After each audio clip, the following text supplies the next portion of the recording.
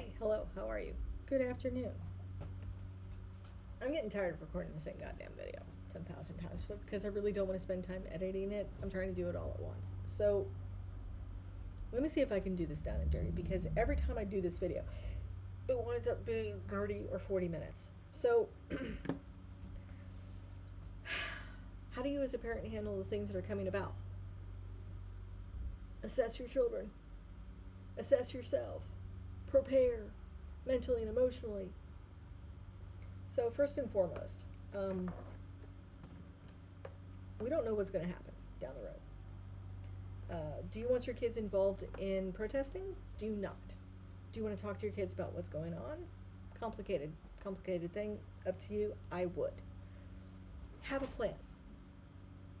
Have a plan for big baddies coming into town. First and foremost, our country is huge, and there's 360 million of us, right?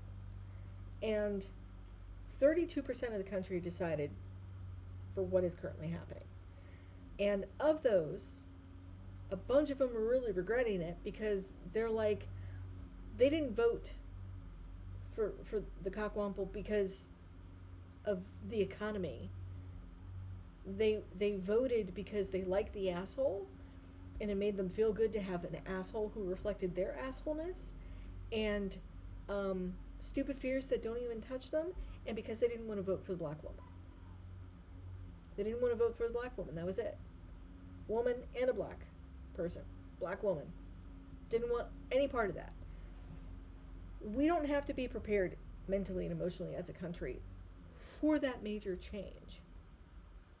We have to be prepared as a country for the actions that people take that affect everybody. Everybody votes for what affects them without thoroughly understanding what is actually affecting them, but what could also affect everybody else. And we're learning that lesson with this president. Most of our presidents have not been anywhere near what one would call perfect or reasonable. And there's some people coming out, I'm going to have to look into it, that says that even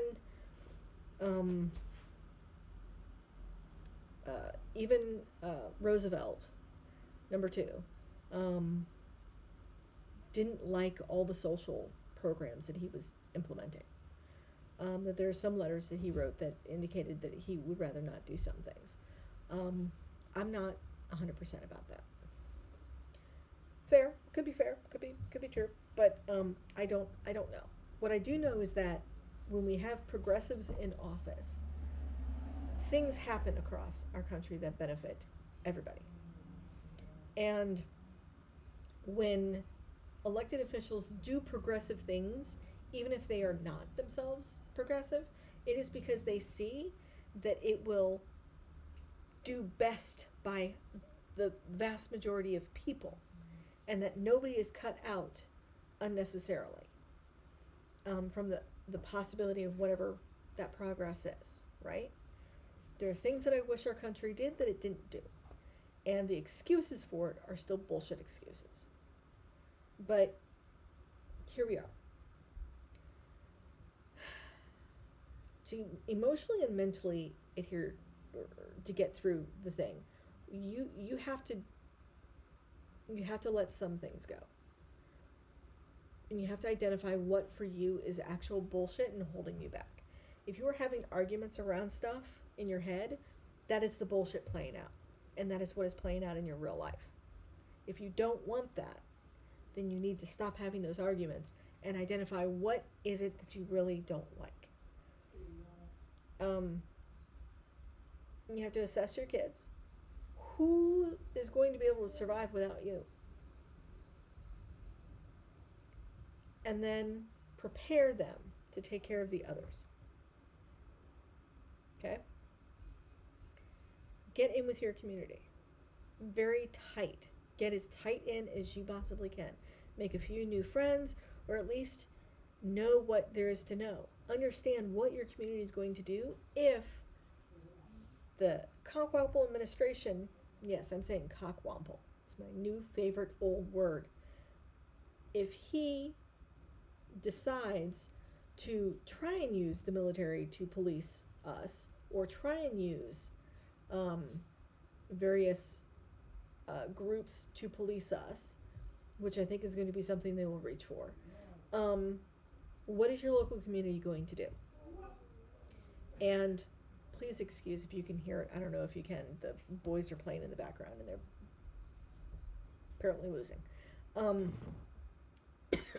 But you need to know what your community is going to do in response to that. Are they going to host these groups? Because if your community is a problem community, you're going to have more of an infiltration of these people than other communities that may not be considered a problem or not big enough for it. Okay? Get physical maps of your state, of the whole nation, but get physical maps. Prepare a go bag. And I'm talking about 2 pairs of clothes max, layers. Okay? You want an option to get warm. You want a jacket that rolls up. I don't care if it's summer, because you're going to, just in case, people need to be moving throughout various kinds of weather. You want an actual good type of rain jacket that is waterproof. Because sometimes it's good to move through the rain, and other times it's best just to hang tight. And you want all ages to be able to carry most of their things, okay? And figure that out. You want to have a place to go, direction to go. At the very least, a direction to go, okay? And you want to know the various routes there, and you want them to have good, updated, recent, I'm talking 2025 maps of all of these things. Those maps have already come out. So that just make plans and then let them know, the kids.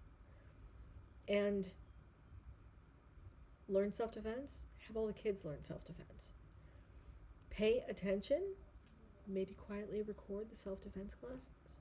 And then you practice them at home. Whatever you can afford to do.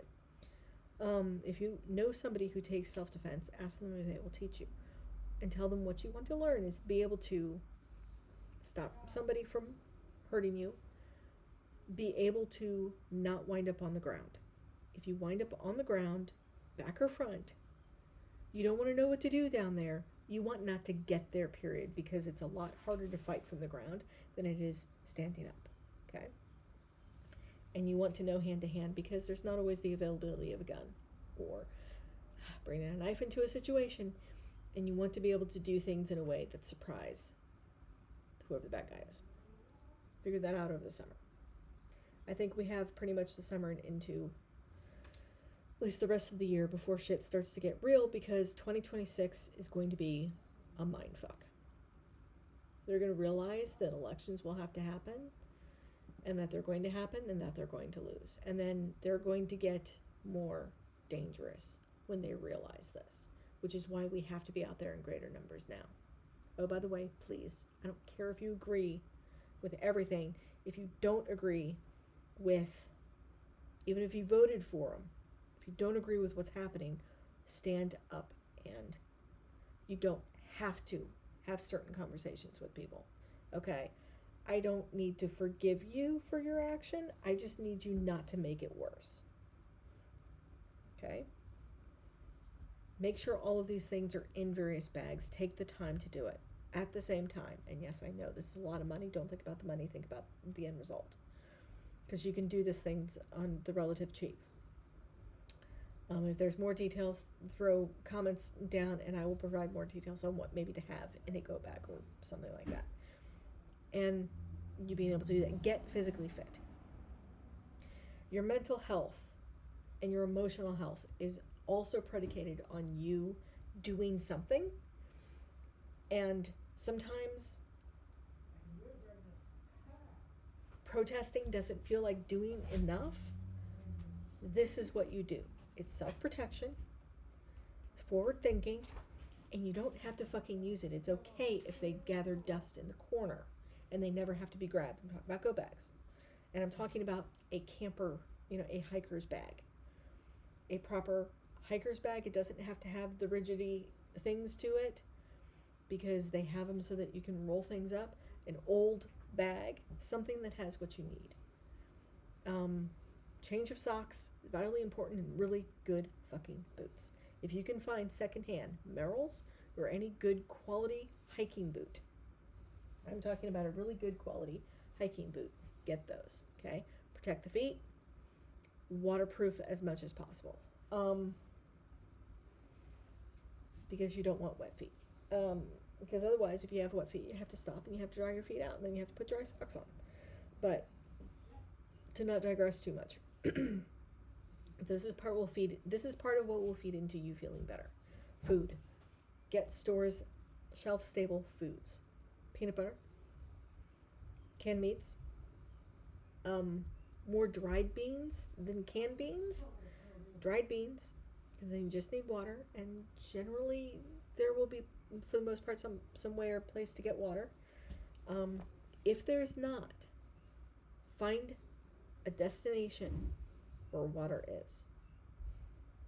That is a goal. Not where everybody else would flock to, but a place where water would more likely be. Or figure out ways to get water. Have stores of water. Maybe start buying water and putting stores of water so you have water. Right? Very, very important. If you're going to stay. And yes, water bladders, water bags, backpacks, important to have for everybody as well.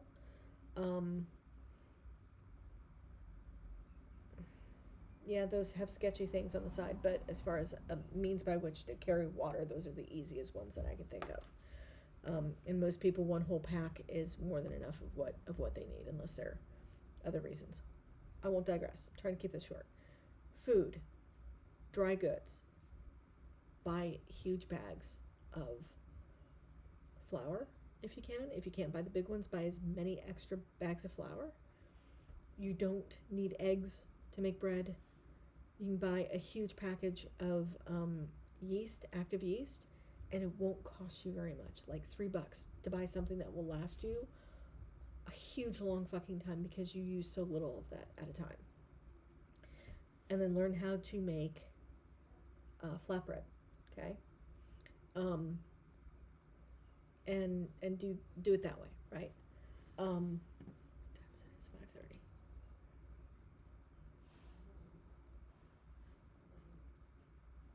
Didn't even hit it. Oh my god. Almost did. Fucking crazy. Okay.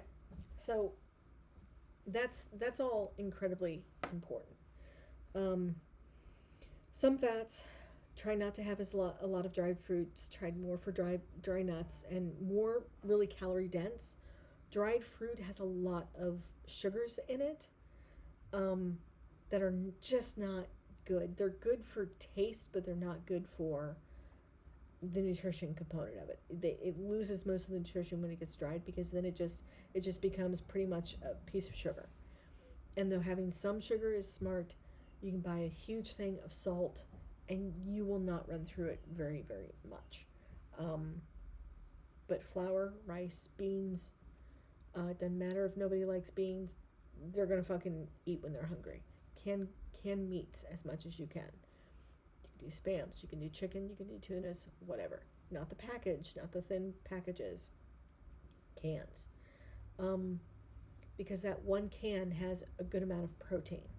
And one of those with some rice twice a day will keep you, it's not enough calories, but it will keep you fed. And if you have to go on the run, if you have to move out, that is at least easy 3 days of food that you can carry with you, okay? Each person, and it's not going to be super heavy. And this is the doing stuff that I can think of. Just the prepping stuff. You want to be able to move, you want to know where you're going to go, and you want to have multiple ways to get there. And because you never know what other people are going to do. And there's always going to be the assholes. There's always going to be a danger. Always. So have some things to do self-defense with. But you don't want to be wild and crazy with it. You want to have as much practicality in there as possible with as much flexibility. You can build yourself a med kit. The clot stopper for dogs works for humans as well. And that's a good thing to have for smaller wounds, not for really big things. But you can build a med kit. You look online, you see what they're putting in the med kits, and then you build one as much as you can with that, where you can. All right? This is a type of thing where I'm not necessarily going to throw a fit if you get it off of fucking Amazon.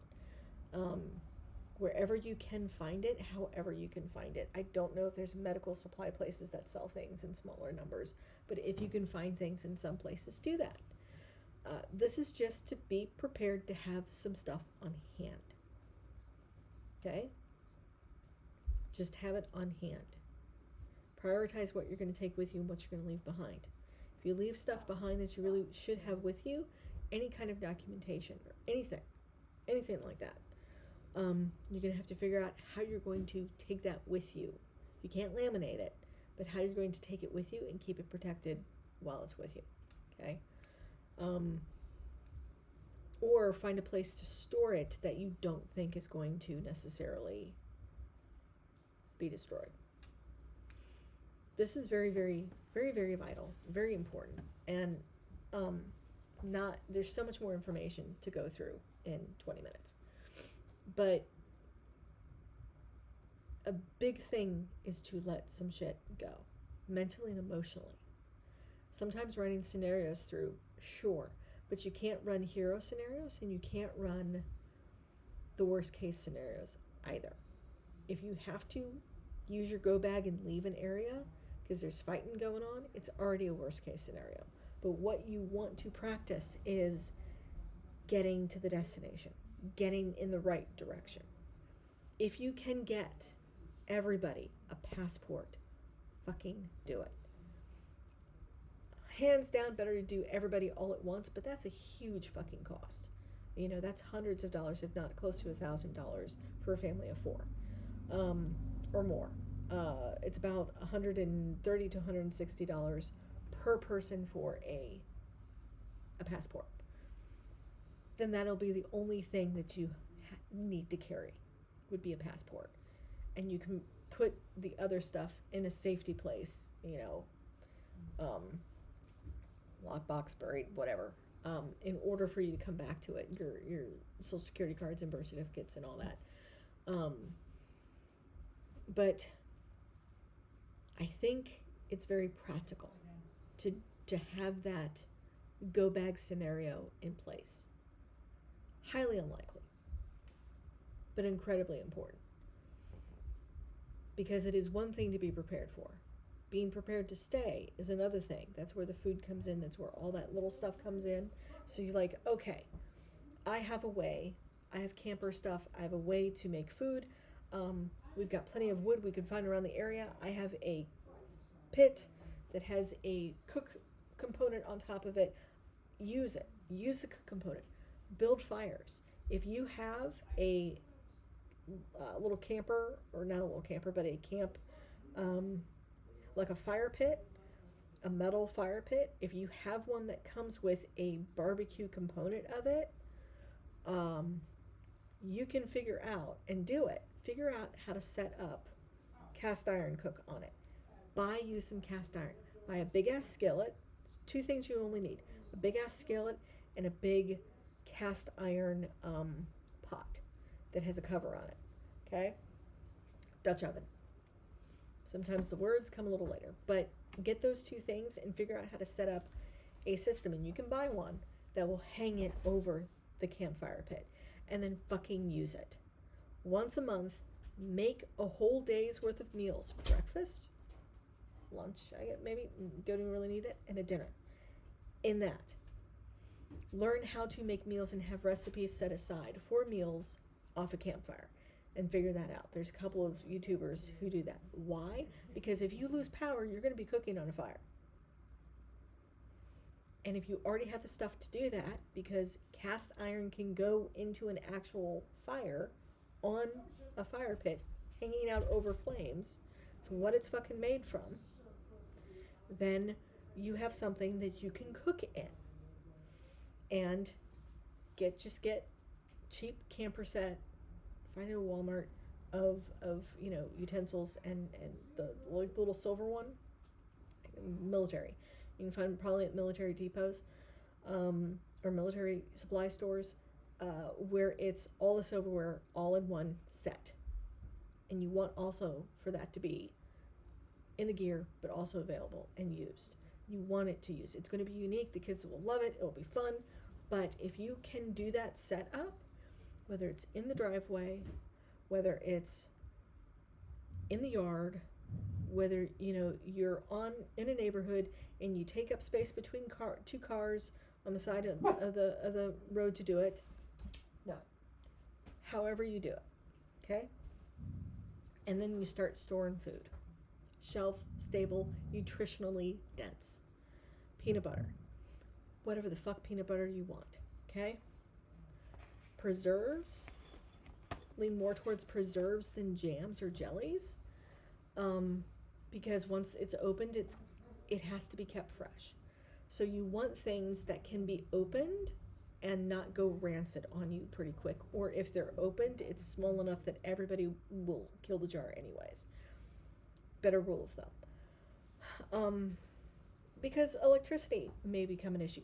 Not only because it may be an issue for political bullshit, but also because it's going to be rated one of the hottest summers, which we've already had the last several years, have wound up being the hottest summers on record in the United States, and in some parts of the globe.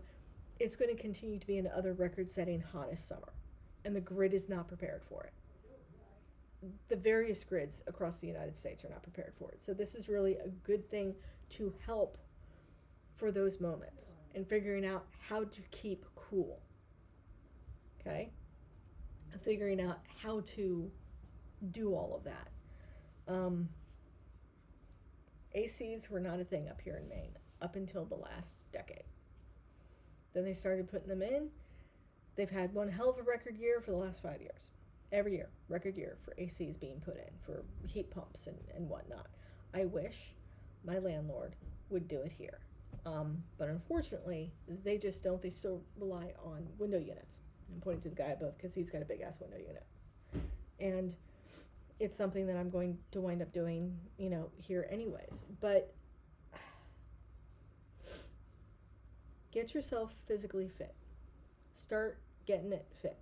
I'm not asking you to go walk a fucking stage. I'm asking for you to be able to get up and go, to be able to defend yourself, to be able to survive the bullshit. And in order to survive, there's two things you need. Physicality, and roughly three things. Physicality, ingenuity and imagination, and the fucking desire to do so. And not at the detriment of other people, but to survive as a group, as a whole, as a community, as a nation. I talk it like this, it sounds like I'm thinking of the worst case scenarios. I watch The Last of Us. I watch all these other stuff. Too much. And I don't, because I like them, I love them, but the dystopian stuff now feels a little too close. Feels a little too real, other than the zombie bullshit component of it. But it feels really, really, really, really close. There was something that I watched that was really, really good. It was just a small series, 10 episodes, called the 11 Station 11, something like that. I think Station 11. And it was great. They didn't have crazy dystopian stuff. It was just a bad virus, killed a bunch of people, everything fucking fell apart, and there you go. And just the experience of people regarding that situation. But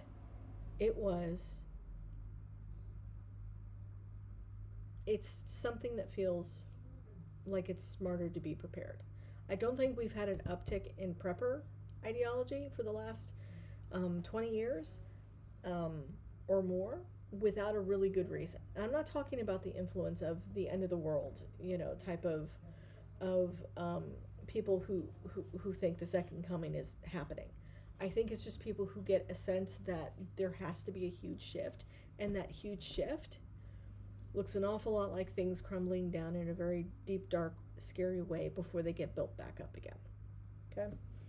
So, not to say that that is going to be the case, but I think we are an incredibly stubborn nation, stubborn people as a nation, in some respects. And the pushback for society shifting is really the very few and the loudest that are now the right, because not because they really want to go back to kids dying and women dying in childbirth and anything like they don't. That's not really true.